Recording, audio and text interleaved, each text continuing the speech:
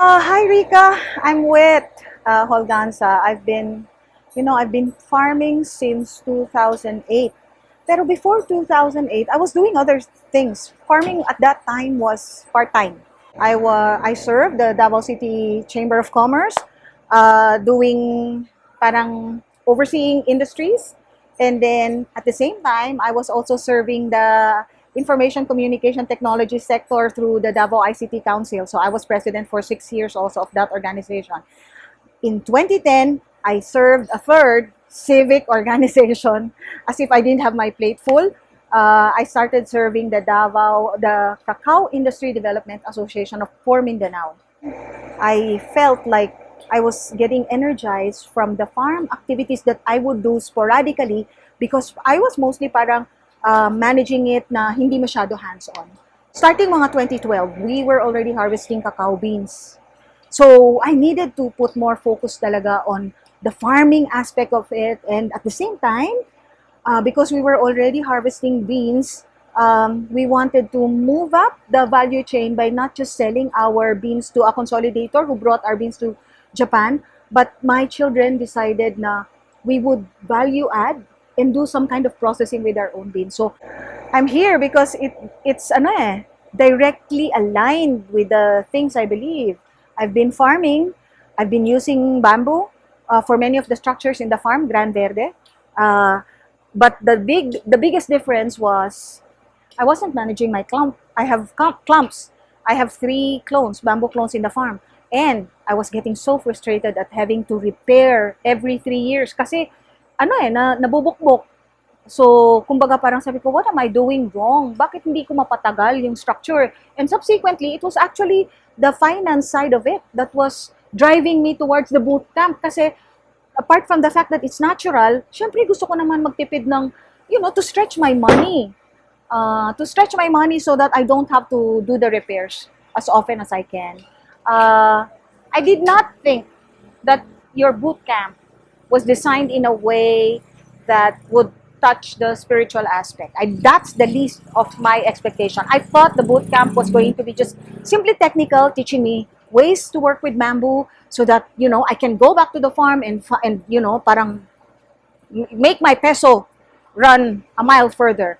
I was pleasantly surprised with your approach. I love the fact that you did a holistic approach and connecting it. It was already there, that passion was already there, pero to have bamboo as an element to diversify the farm and the richness of this diversity, wow, that was something that really touched me. In a way, I would think na medyo deep na naman yung understanding ko of the relationships of the different elements in nature. Pero ang feeling ko, instead of depth, it's the breadth of that richness of that experience. Kasi here comes another being in the form of bamboo that I can truly, not truly, because I connected with many, many beings in the farm, but here was bamboo with such richness in terms of, hindi, yung ibibigay niya sa atin, ganon, and yung pwede niyang gawin in a way na it can sustain the life of the farm for many, many generations. Kasi the way that you've taught us about bamboo is to truly understand na ano yung effect niya sa kada elemento na nasa farm, no? So, and to be able to understand that relationship, kasi lahat naman sila katulad natin unique eh. Lahat ng plants are unique and they have their own, they have their own strengths and weaknesses. So to be able to look at bamboo in that way and to be able to connect how it will relate to the different plants and add richness and sustainability and biodiversity to my own landscape, farmscape, that one is, wow, to me, that's the most empowering thing. So talagang iba talaga yung approach. That's why over the last few days that I've had some exchanges with the other participants and people who, like for example, Ryan, agriculturist, Maya, also doing things in the farm, parang na-realize ko nga na may similarity in the approach to the cacao workshops I do, but it's not as deep because I do not teach cacao in relation to yung relationship niya to the other elements in that space, which I found you doing in the Bamboo Bootcamp. In no order of priority, the first one is love. Yon. It's really, I feel the love. It's always been there. Pero when I talk about the love that I've felt in the bootcamp, it's not just love for the environment and love for the plants as truly powerful beings, but also love for my fellow human being. Because all of the activities you're able to, the activities that you do in the bootcamp encourages you to build a connection. And this is not a fleeting connection, huh? It's a connection where you actually ask the person who she is, what does she do, what are the things that she's passionate about. So the activities in and out of the actual formal training encourages that. So that's number one, love for human beings, love for a deeper love for the environment, a connection with the bamboo and the material that you're holding. So that to me is love. The second one is really strength. I see strength symbolized by the salog hall.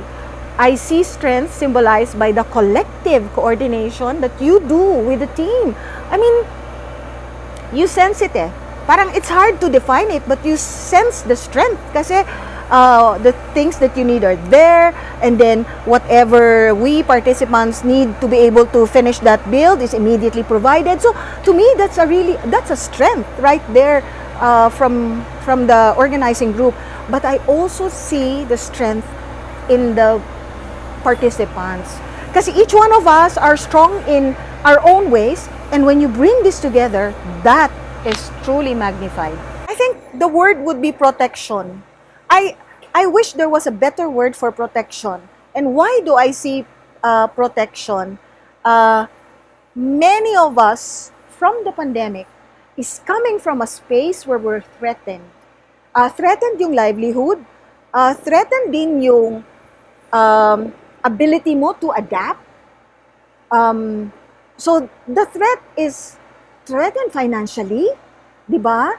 Even threatened yung relationships because you've somehow disconnected, or somehow maridefine yung pagiging nanay mo, tatay mo, kapatid mo, because the pandemic just truly changes all of these things.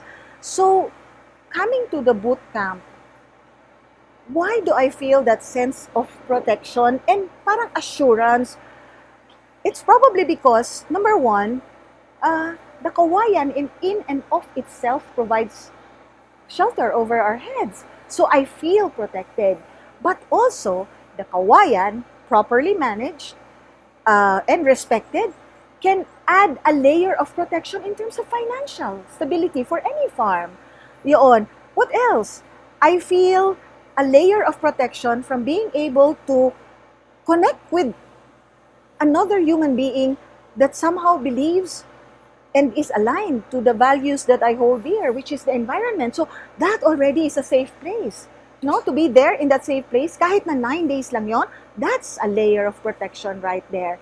And I think, more importantly, dun sa spiritual side, I feel the sense of protection because now I understand a fellow being and I can work with kawayan as a spiritual being, and being able to do that, I think, strengthens you spiritually. And again, that's an invisible, a powerful invisible layer of protection. So yung 3 words na yon: love, strength, and protection.